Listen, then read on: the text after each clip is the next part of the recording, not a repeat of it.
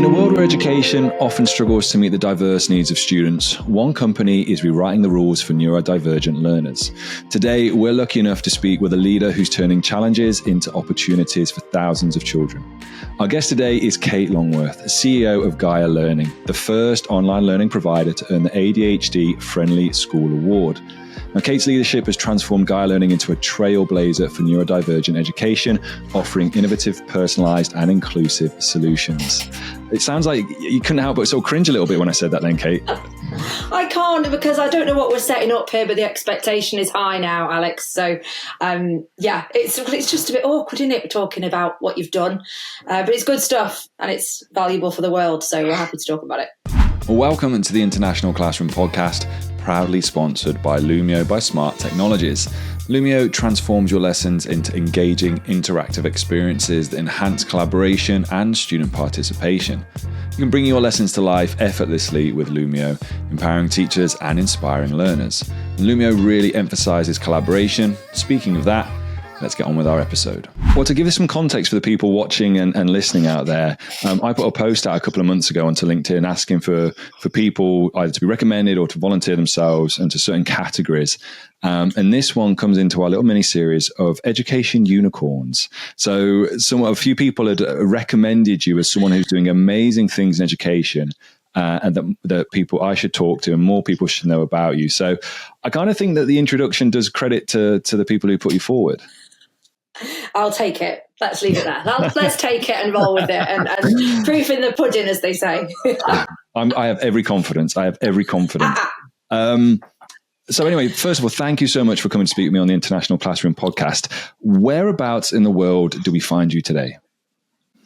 Oh, boringly but comfortingly at home in South Cheshire in the UK. So northwest of England. Being an online business, the whole team are based around the world a little bit. But yeah, I'm at home after having been for some meetings this morning. So yeah, in the comfort of my home. Wonderful.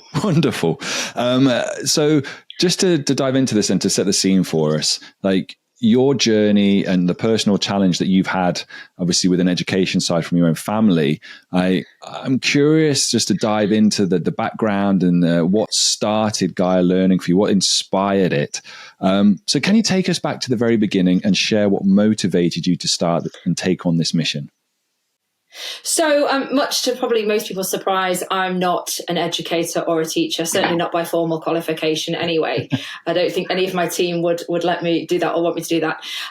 I've been an entrepreneur, I hate the word also, but ran a business for 16 years. And in 2021, I met someone that had started a freelance tuition business. So it's COVID. And at the same time, I was actually running a national the drink, not the exercise club that I'd created. And I think that was getting me through the challenges with my daughter, who has additional needs, and the online learning, in quotes, that was happening at home. My background had been in all aspects of education marketing, so working across apprenticeships and further education, designing learner pathways, and that real challenge of how you create personalised learning pathways for children, but how you operationally deliver on it and make it consistent. So the marketing angle from a strategic perspective for that. And then when I met my ex-co-founder for Gaia on LinkedIn with her tuition business, we came together and I said, I think there's an opportunity here to support children like mine, like my daughter, because people who have autism and ADHD and challenges in mainstream education and often the world, it's not always fit for purpose for those people, can often struggle in the classroom.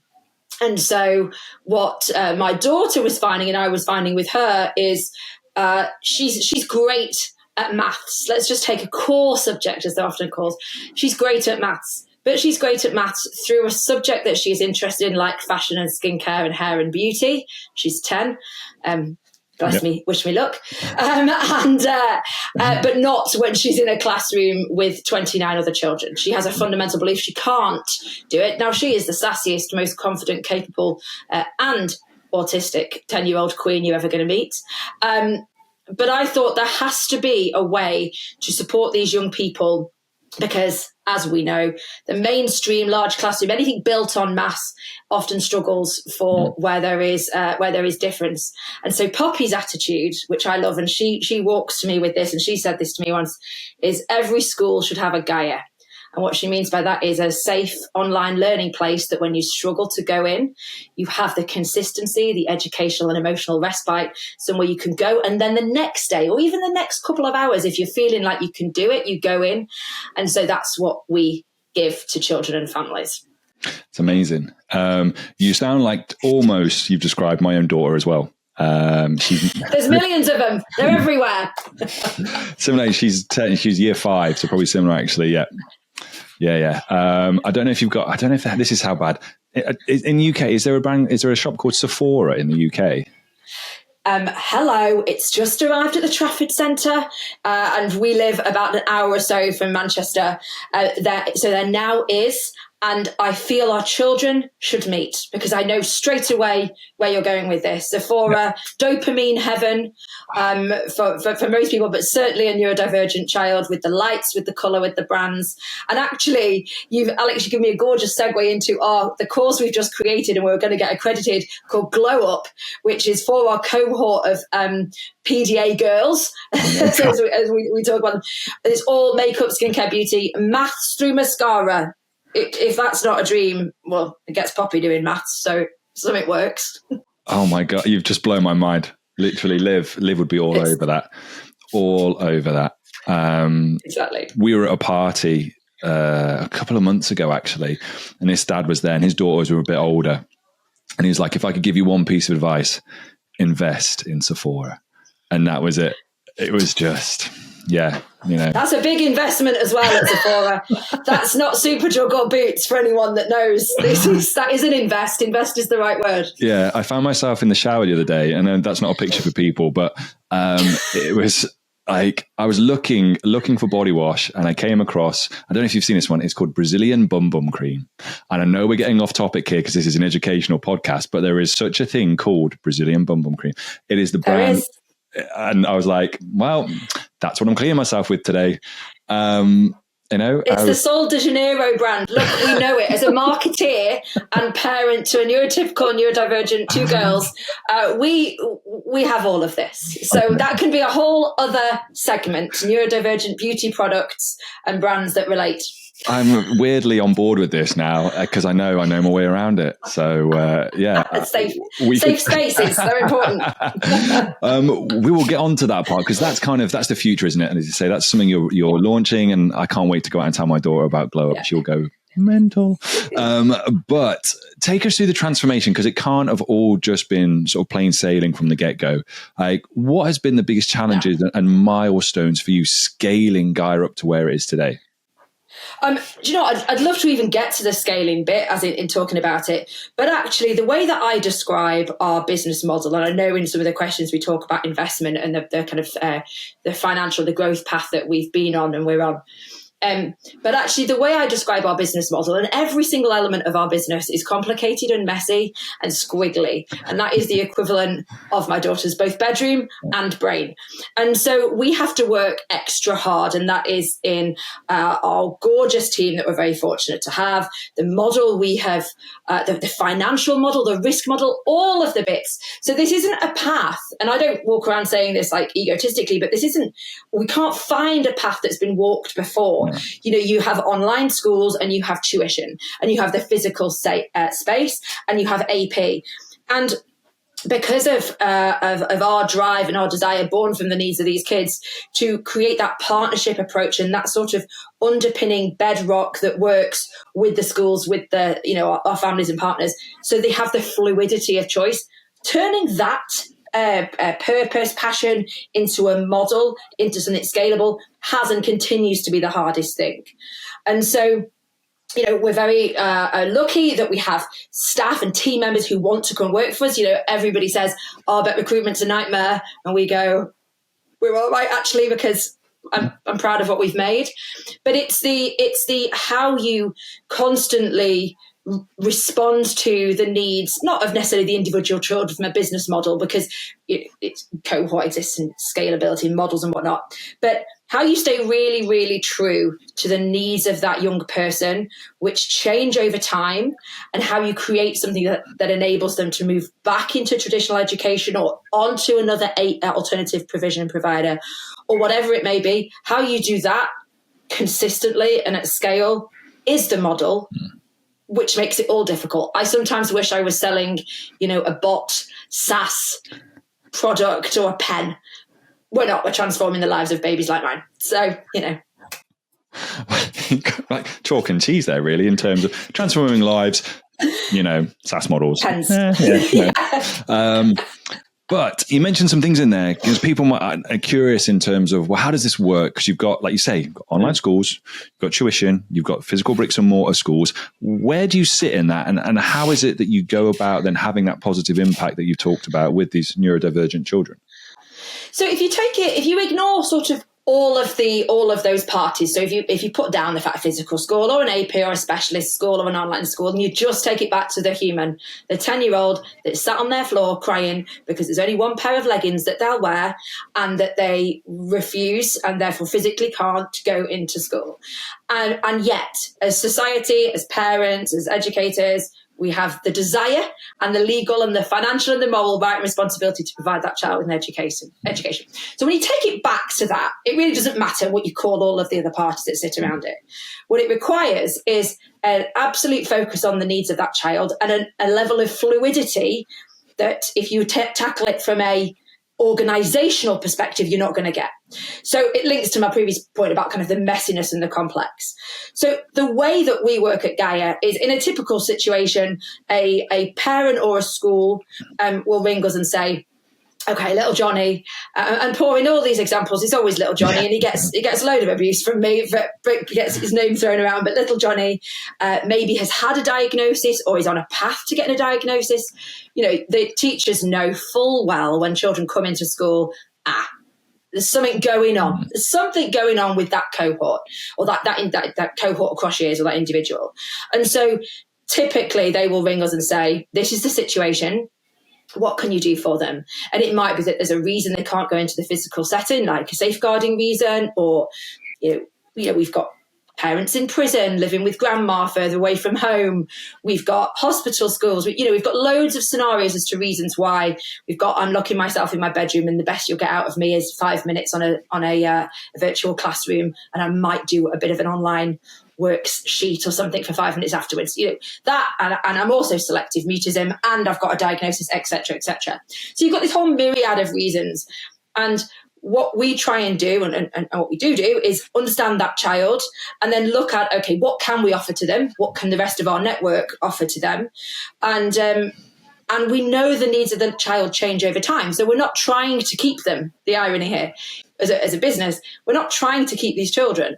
We're trying to deliver what they need within our realm of influence. You don't want to do too much too soon, but with our realm of influence and ability to help that child emotionally re-regulate, get some educational respite, engage and often learn how to learn what works for them, and then slowly, like a little sparrow, that's kind of like an in-joke, like a little sparrow, back into the environment that's right for them. Be that an online school full-time, be that a specialist AP, be that a school, whatever it may be. So we meet the child where they are at their point in time. And we're not a destination, we're part of their journey. And that's what puts us in the AP category. And that's a very conscious choice for us. Because I believe in education, I believe in community, I believe in all of the parties doing their absolute flipping best and trying to work to support the needs of that child. And not everybody gets everything right all of the time. And so how can we work with, rather than take that child and say, they're now with us, they're our child. We don't do that, because it wouldn't work for pops. And I have to bring it back to, fortunately, the world is lucky to have lots of children like mine. And I bring it back to what she would want, what I would want for her as a parent, and what I think she needs. Yeah, I like that. It's a fantastic answer. Let's wrap it up there. Yeah, just sit here. Let's just drink tea. No, even let's just drink gin and just have a conversation. That I didn't even that part. You must have been that as soon as you say that, it's like, oh, you're still in this gin, and it's like, oh, a couple of things teachers like. Oh, that's a whole. Look, no joke. 60% of my 439 UK members were teachers.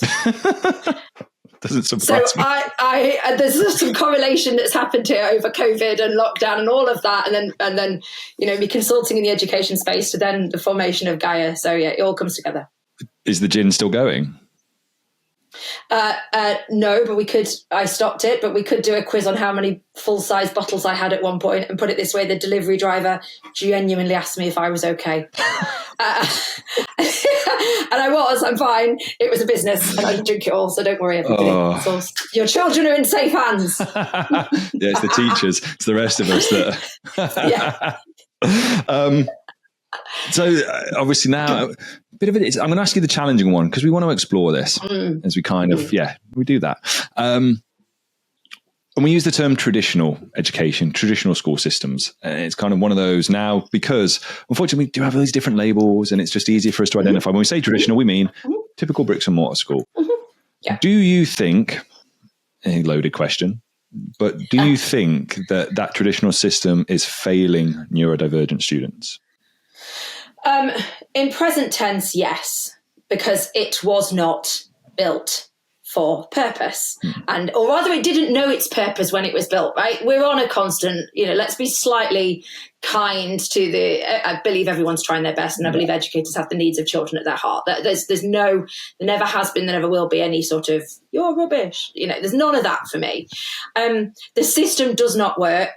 Large systems are mass, and that's what the education system is, does not work for marginalized groups. That the difference now is neurodivergence, social, emotional, mental health, emotional school-based avoidance. They are not marginalized, nowhere near as small as a demographic as it once was, because gratefully the acknowledgement of not only the neurodivergence, but societally the acknowledgement of difference and personalization.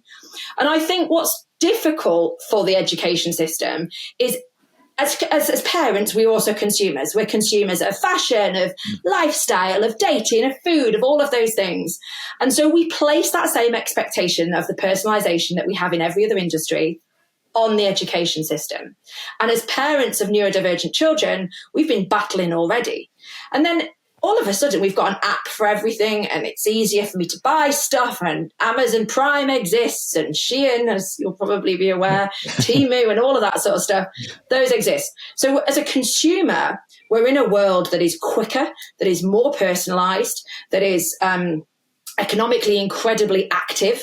And then we send our children to school in a tie and a blazer with a bag, and you walk on in and you walk along the corridors with the other 1,000 children, whatever. And we just have to put our needs and our understanding of our children to one side because this massive organisation, this institution, can't change and move as fast as I am used to as a consumer in other areas. So is it failing?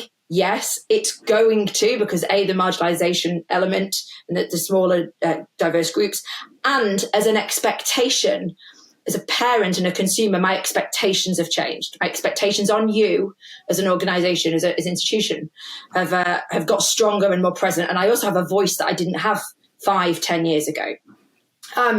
So, I don't know if we're going to go with the clickbait. Yes, it's failing, but it's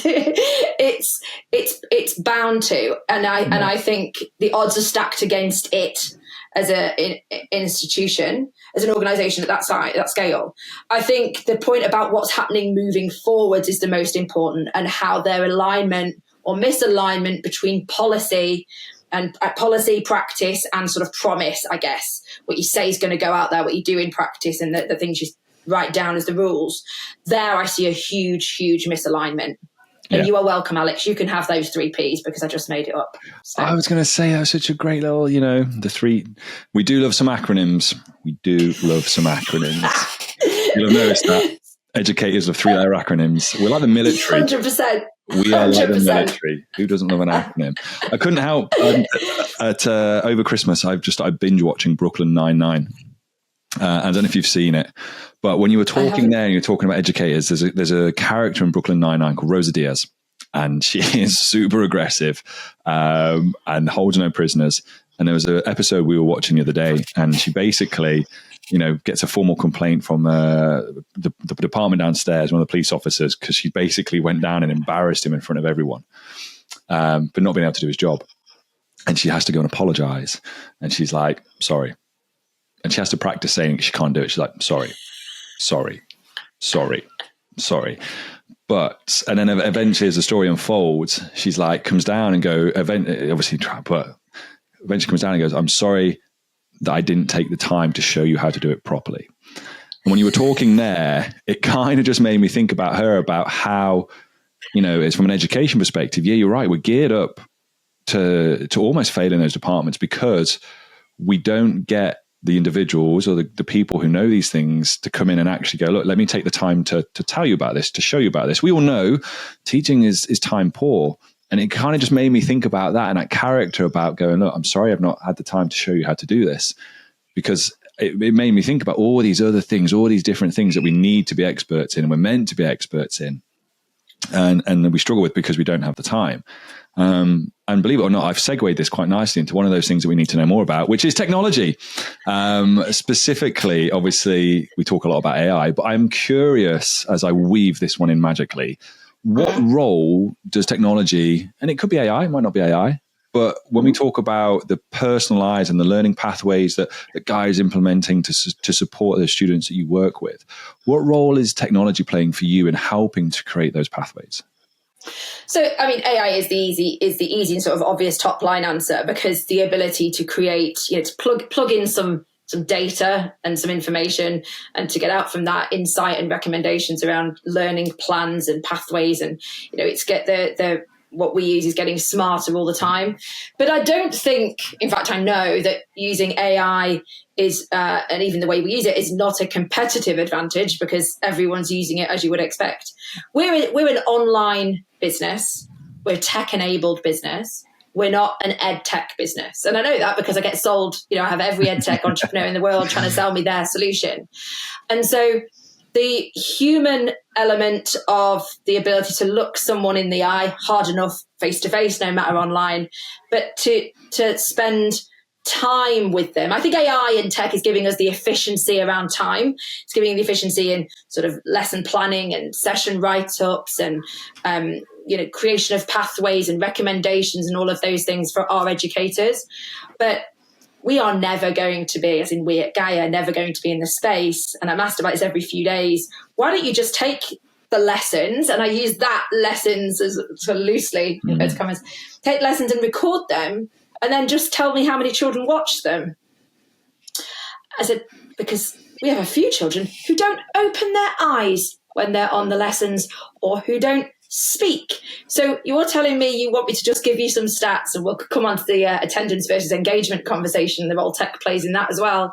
But we are a tech-enabled business, and there is every app under the sun going for everything.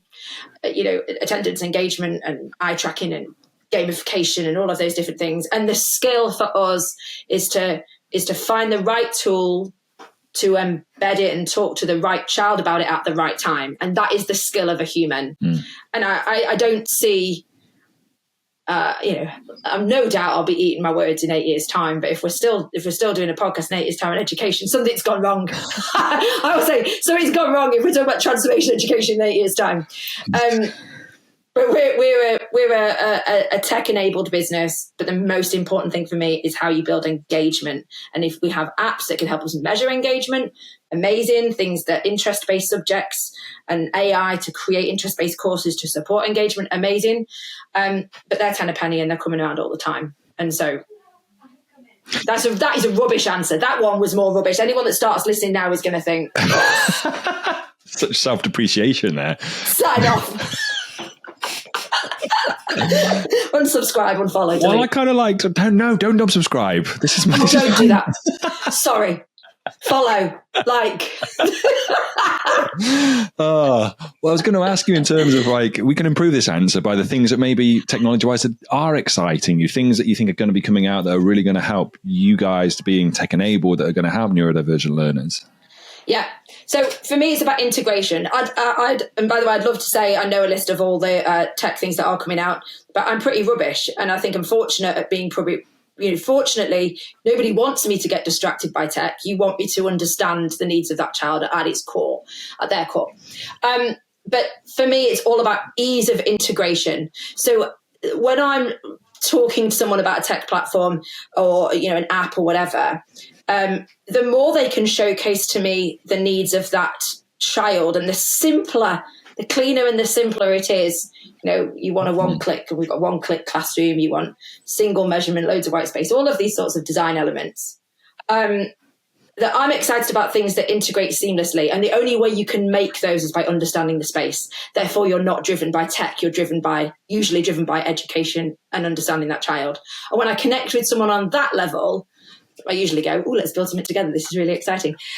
But when you find someone that can do that, often born from personal stories or significant amount of insight for them as a founder, then it's the seamless integration piece that for me is exciting. And then it's about what data you can get out of it. How you measure engagement is something we're really interested in at every touch point, using tech, and then the human element of that and putting that through tech. That's a thing for us in the next 6 months, the rest of this academic year, is how do you quantify engagement? How do you measure engagement? And how, when we're having our conversations with Department for Education and the different kind of bodies, where attendance is such an easy thing to track and such often a baseball bat of being beaten around the head of everybody with, actually engagement is much harder to measure, much more complicated, much more nuanced, and over a longer period of time.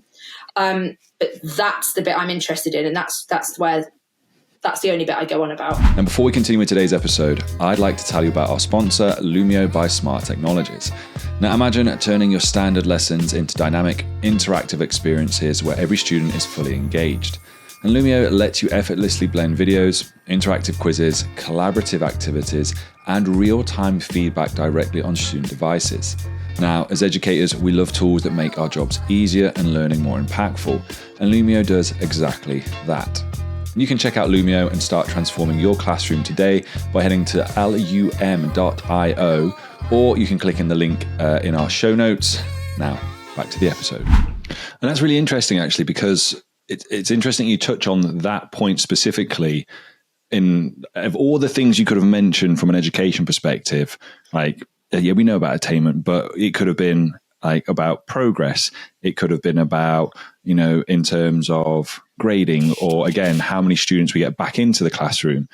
Yeah. But the fact you're focusing on that, I think is actually really, really interesting, and something we talk a lot about, but actually, even for me as a trained educator, I use that term, like, my understanding of what engagement is very limited. And I only know that because I researched it recently. And then when I was asking teachers, they're like, it's just, how much work they get done. And that for me is a misconception. And I wouldn't, from this point then, it's like, do you find that obviously that there's misconceptions that people have around neurodivergent learners, and what are some of the biggest ones that maybe you've come across? I think so. It links to the engagement point. I think some of the challenges that our neurodivergent learners have is that they are on a journey of understanding themselves. Hey, most adults are on that journey. Certainly, I don't know how old you are. I'm 40. I just about hit the millennial category. I'm just on the cusp of it. 41. Okay. So you're not. So you're out. As a millennial, you won't understand this, Alex, but as a millennial, 1984. Oh, same as me. Okay, fine. We're all on that self-development journey. We're all on that. Who are we? Where did our trauma come from? All of that sort of stuff. The kids now are having those conversations right at the beginning. Bless her. My daughter said to me, she said, I think I'll talk to my therapist about that at school. I'm struggling with my anxiety. I said, amazing. And I didn't have an appropriate reaction. Anyway, but the point is, they are much more self-aware, and these neurodivergent young humans, especially so, are on the journey of understanding themselves at the same rate as all of the educators that sit around them, and all the parents are going, I don't understand this. How can we all learn together? So when it comes to, I think the neurodivergence is something often scary. We see the kids that fidget, we see the kids that zone out entirely. Most of those children do both of that. We see the kids that hyper focus on one subject. And it often, I think, causes a state of panic, because like anything, you look at a group of people and you can go straight away, I remember when my daughter was born, that one's a bit different to the other 29. I can just tell. And so if we take that back, if we link engagement to educational impact and outcomes, attainment, progress, all of those things, it starts with engagement because they're understanding themselves, they're understanding how they learn. And we can't educate and expect attendance without engagement. You literally can't have one without the other. You can't expect any outcomes unless they're interested or they're hooked, or there's something about it, short of having a great memory for an exam. So you need the engagement piece. So I think there is a misconception around some of the neurodivergent kids that they're just not interested, not bothered. They're, it's the old school, like they're just really naughty. And we as humans don't know how to deal with them. We're on such a rapid learning curve, the educators on such a rapid learning curve. And it's only, I think, when you have the privilege of being with this cohort of humans 24/7, but a lot of the time when they're teaching and they're spending time with them, that you start to see their traits and their habits, both through their neurodivergence and then obviously just as humans themselves. Yeah. So you can't do any of the things, you can't get any of the outputs without engagement. And a super, super quick story is that we have a gorgeous human, I'll just use the letter Z, gorgeous human, Z, and they are, they're 10 years old, and engagement for them, they didn't have their camera on. They didn't use their, no eye contact, no verbal contact. It was all chat functionality and using their mouse on the screen. This is some one-to-one, then into group sessions. The fact they moved from one-to-one to group is phenomenal, bearing in mind where we started. And then one day they switched on their camera and they showed us two of their ferrets. So they had their hood up and they didn't really open their eyes, but they showed us two of their ferrets. So we'd gone from no contact, no communication at all, just using their mouse, to showing these ferrets on screen, to then having their camera on all the time, then occasionally speaking, and then saying they're going to try Scouts, Scouts and Cubs and all of those groups. Like, that's crazy. So could I tell you if that particular child, I'm not a teacher, but could I tell you if their maths ability has improved significantly against a national curriculum? No. But all of a sudden, over the course of 4 months, we've got our camera on, our audio on, we're talking about animals. We're now not just talking about animals and dinosaurs, we are talking about volcanoes because they're interested in particular subjects. And we're learning maths and English and science through these subjects. And they're considering trying Scouts. If that's not progress, but how we measure that, how we articulate that is so nuanced, so complex, so over time. Back to when I said our business model is messy and complicated, scribbly, it's because we're measuring stuff like that and putting it under the brand or the bottle of educate, under the label of education. Whereas I would just call us engagers, but educators sounds a much better word. I don't know, actually. I engage. I like where you could go with that. Yeah, well, I'll trademark that from now on. Just everybody make sure that I said it in this call. We do. Engagers. That's the title. We'll figure it out. Title of the podcast.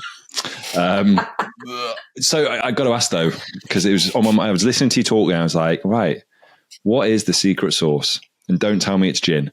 I'm really curious how, 4 months, how do you go about doing that? There isn't. I think the team would probably wish it was gin. As with the nature of engaging a human, there's no one source. There's no one thing, right? There's a reason why we're not using certain platforms in terms of tech over others. There's a reason. There's the warm up to the journey. There's the journey itself. There's the expectation management. One of the things that parents often say to us is, "What do you do about attendance?" They have like a panic because they've received an attendance letter and their child has seen it. We got one, and we got one. It wasn't even that bad, our attendance, but we got a letter anyway, and Poppy was traumatized by it. So it was one of the first questions we get. And so I think I would, maybe as a marketeer, as the creator of the business and the brand, bring it back to the brand and back to the sense of purpose and then the kind of application of that across our organization. That it is that, therefore, I believe makes it quite difficult to emulate. Now you've got every online school going, you've got all these different things. I have the privilege of having birthed a human who needs these services. I have an insight that, when matched with, I think I'm pretty good at creating a brand and a business, when those things come together, and a steely determination, and I protect our organization like a lioness protects her lion cubs. I will fight till the death for my business and my team and the families and children that we support. I think that makes it almost like a poisonous mix. And so it makes our recruitment process, I think it's a reason why people want to work for us, which is wonderful, absolutely wonderful. And I think certainly in conversations with families, they see that we see what they've been through or going through, and we have an absolute commitment to the child. That's it, really. Mine might be a very simple analogy, a very simple way of viewing this here. And maybe it's just me coming from it as well. But if kids are engaged, and for me, when I did it, it's like kids, how do you get kids to like the subject? Well, you look for the social, the emotional, the behavioral, the cognitive, like the 4 things I found, like engagement. If kids are engaged and they like it, they'll show up. I can't, maybe that's just me being very simple about it, but it's like, as an educator or as a sports coach or whatever it may be, I've got a background in rugby. It's like, if it's fun and engaging, then they like it, then they'll want to show up. And I think maybe that's the part we're missing sometimes in education and mainstream, whatever it may be, is like, maybe we're focusing too much on the wrong metrics, the wrong things, rather than how can I just get kids engaged and to enjoy this? And, I'm very fortunate. I get to speak to a lot of different educators, a lot of people running different companies around the world. And it's amazing that all these people are saying a very, very similar thing regarding happy children, and we know, and that's about engagement. It's about enjoyment. It's about feeling valued and cared for or understood or listened to, whatever it may be. And yet I'm in mainstream education going, you know what, I've got to get 75% A-star to be there. There's a trust thing as well, isn't there? That what I've heard this past week, the kids from their team, we do a win of the week Friday team meeting. It's 45 minutes it's pure self-indulgence, to be honest. They just tell me all of the wonderful things that have happened that week with the children, that what their wins of the week are. And it's shifted, I've noticed on Friday, from pure engagement. We've got to know them. The first term, we've got to know them. They've had some really good peer-to-peer conversations in the calls, to this sort of consistency and trust. And some of the kids, 5 of these children, told our educators, I really like you and I really missed you over Christmas. There's often a plain speaking clarity that our children have.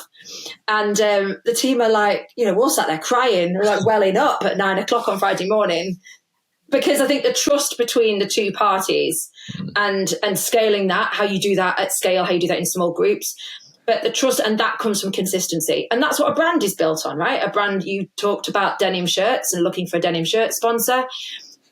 Your brand is built on consistency, and it's the same with us. And I think being liked, we all know the teacher at school that we liked the most, the one whose, classroom at lunchtime we're more likely to go to. Therefore, we're more engaged with that human and probably more successful in those subjects. And it's why the people we have and purpose we have and why I kind of make sure that I meet everybody who's in the path to being recruited, because they've got to get it. Yeah. Oh, I completely get that. And talking about that, obviously we're just shifting tact a little bit to about the business. We said in the introduction, going back to it, ADHD Friendly School Award, which is fantastic. And then you mentioned this, we talked about it off air. Like, I've got it in my research, £550,000 in venture capital funding. Like, you seem like, I can see from the other side of the world, you look like you're blushing there, by the way, when I mentioned that figure. But that's phenomenal. That is a phenomenal thing that goes in line with the passion and everything you've said about this. And I think that resonates with the conversation we've had so far of people watching and listening. If they've got this far and didn't unsubscribe like you told them to earlier, how do you go about it? Obviously, I think I know how you go about doing that, because you're, as you say, driven, passionate, steely determination, the things you've mentioned. But like, how would you put it across? How do you go about securing that to continue the work that you're currently doing? Yeah, so I don't know how many people listen to this run businesses, but they're really expensive to run. And the dream world is that customers pay you, albeit families, schools, local authorities, and you have enough money to pay everybody else. All I really care about is serving the kids and pay people's mortgages. They're my drivers. So my two main stakeholders, the children and my team. And, in a dream world, you say, well, we just organically grow, and that's lovely. The reality is, as you'll know, being an educator, you've got to get a job before the children walk in the door. So we've got to make some commitment and investment. I think it was remarkable. I did blush. It was remarkable what we did quite quickly in pretty economic, uncertain time with regards to investment, and certainly VC, venture capital investment, is very difficult to come by. So I do cringe with that. And I'd love to tell you our business was in dreamy, perfect state. Did we have management accounts? No. Did we have all of these things? I mean, I'm good with money and I hold on tight and I know what I'm doing, but we didn't have all of the infrastructure that we now know we needed. We've done a lot of, retrofitting. I think like you said, the passion of the founder gets you so far. I think I have an unwavering commitment to making this successful only if it's fit for purpose for the market. This is not success of Gaia at any cost. It's really, really, we could do a whole thing on that. Really, really not. This is, and I think we're doing something that the world needs, rightly or wrongly. The creation of this model whereby the children have time to understand themselves, to go through educational content. It's not about the courses or the content. It's about the time dedicated to that child through an educational lens. It was a lot of. I worked really hard. I worked a lot, and we're still doing it. We're still raising. So amazing. Do you have, and there's, I suppose, when you get to that point, and I'm not a business minded whatsoever, by the way, but how do you ensure that your vision isn't tainted or, being pulled in a certain direction when you start to go down the investment route?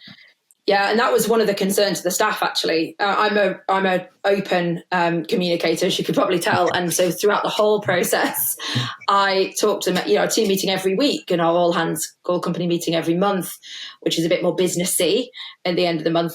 I talked to them really openly about where we were at. And we had angel investors, still do obviously have angel investors, and then the VC investors. And I, again, talked about it already, the privilege of having birthed a human that needs these services, but not having the naivety to only look to my circumstances as a sort of source of information and insight. And I fight to the death for my business and the kids and the staff. And so the investors that we have are social impact investors. So yes, they're investors, but what they care about is the impact we're having on the planet and through our lens of neurodivergent children.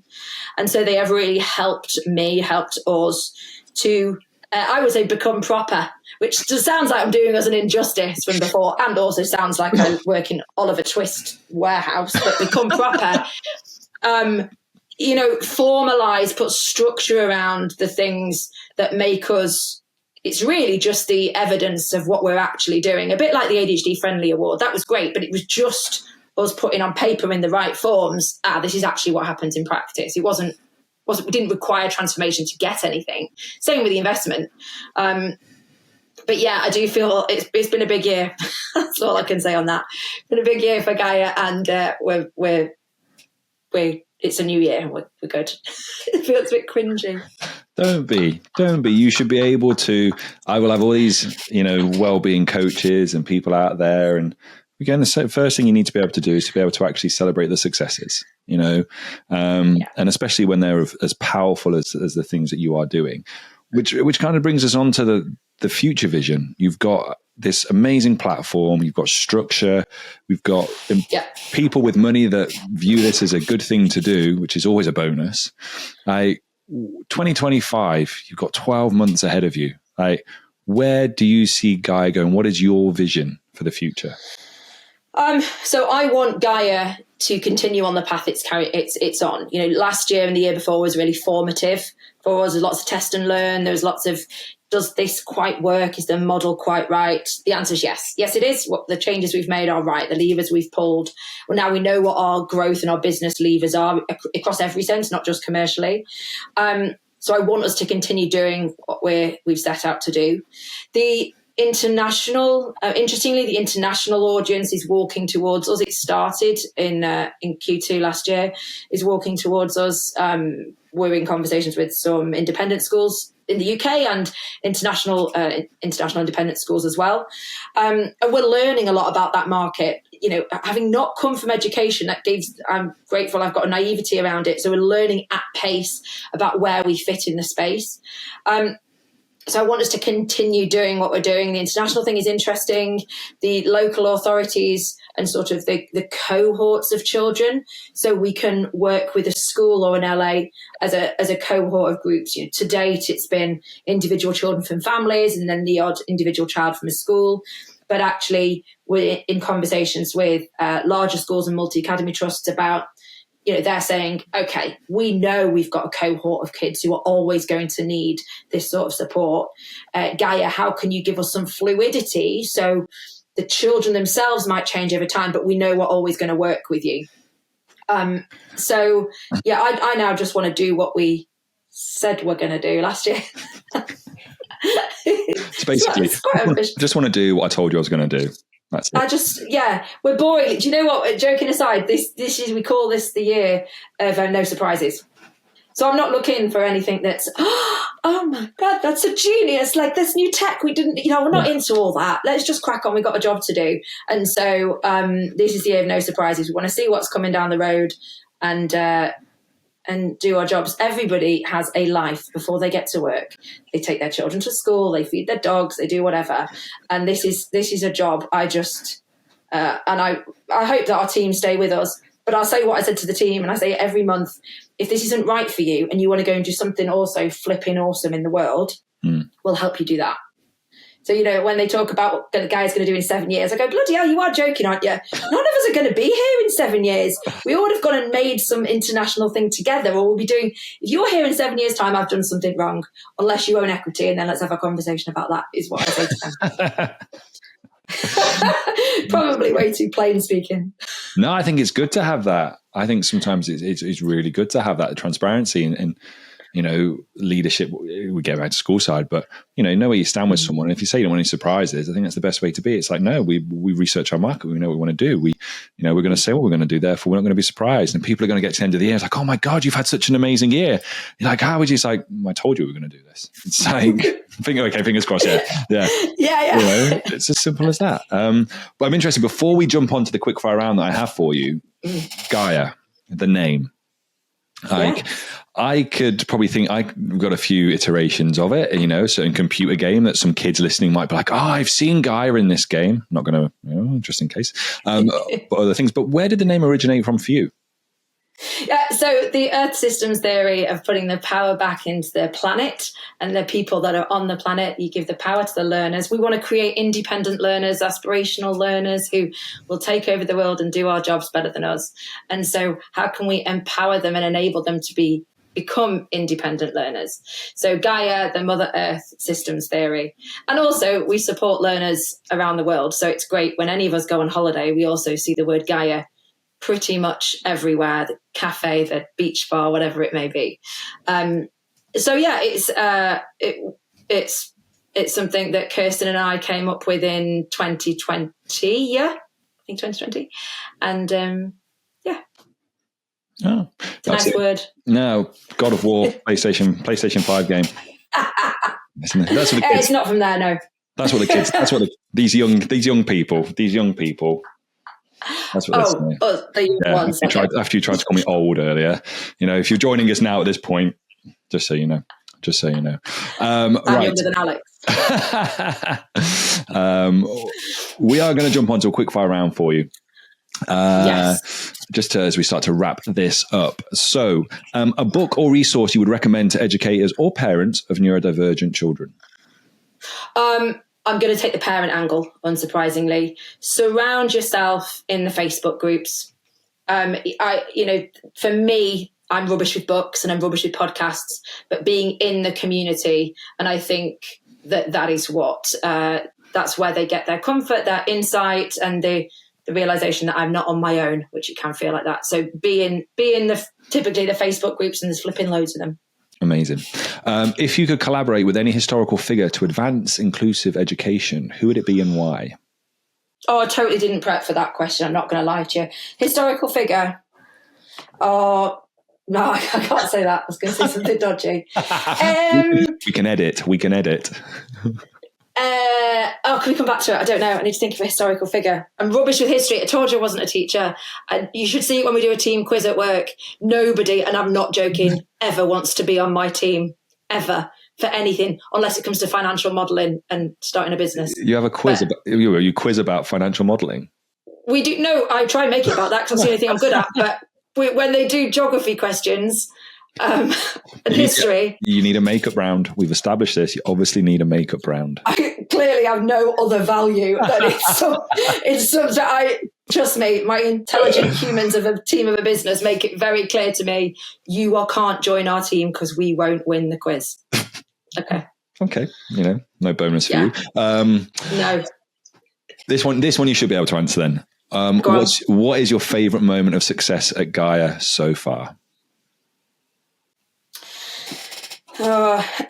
It's been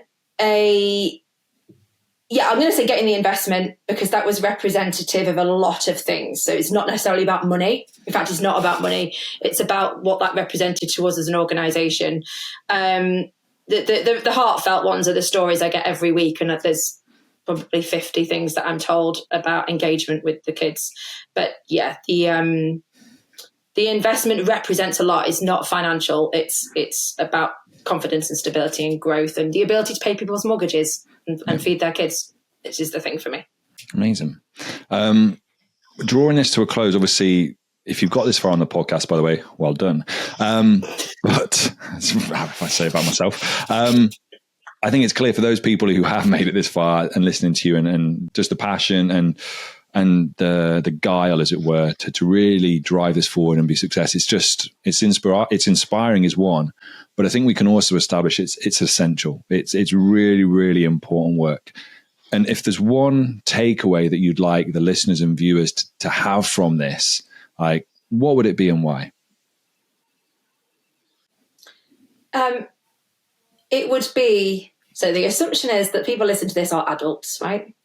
It would be that the challenges that you are experiencing as a Senko, as a teacher, as a parent, with the children that you're supporting, and how hard you're finding it, it's 10 times harder for them. Mm. And and it's 10 times harder for them. And it's also okay as a parent, or even an educator, to mourn the loss, to mourn the difference of realizing this is a different path that I'm on. And I have quite a lot of those conversations with other founders who are on journeys with their own children. You're finding it really hard. You're sat on the floor in your kitchen crying.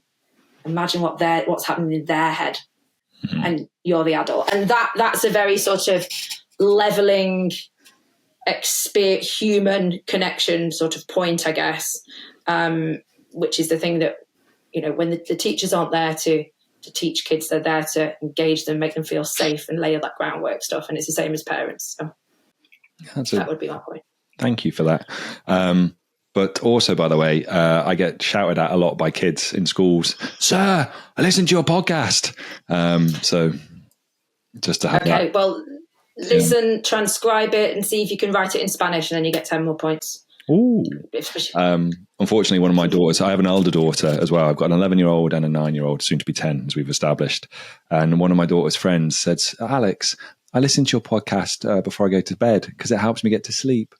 I was just like, oh, thanks. I said, maybe it's my soothing tones. And she was like, no.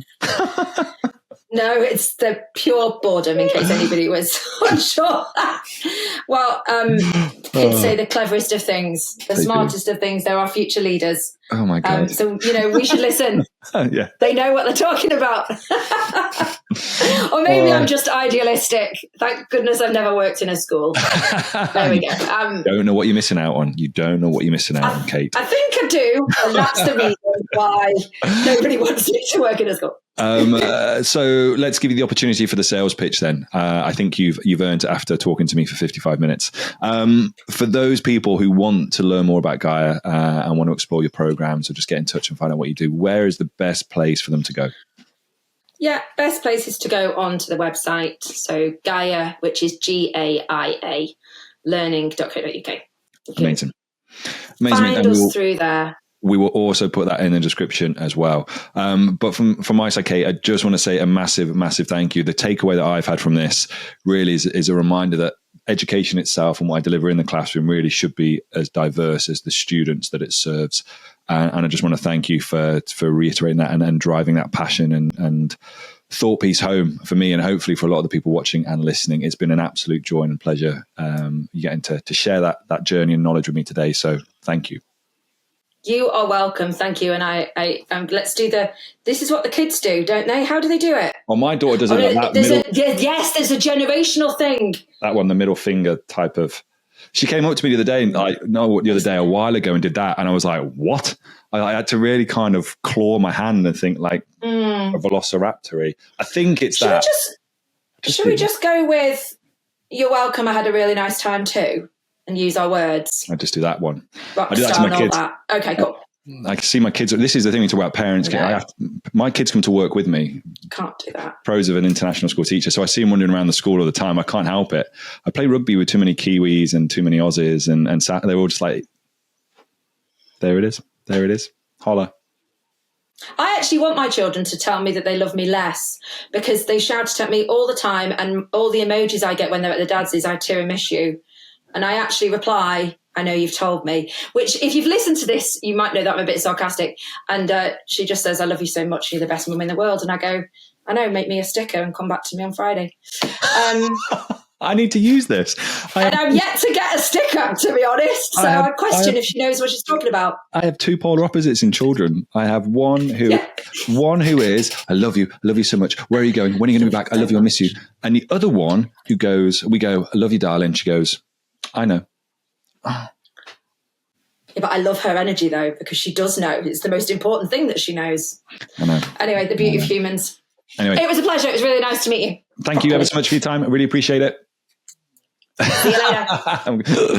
Thanks again to Lumio by Smart Technologies, our podcast sponsor. You can transform your classroom into an interactive, student-centered learning environment today. Visit aliwem.io to find out how.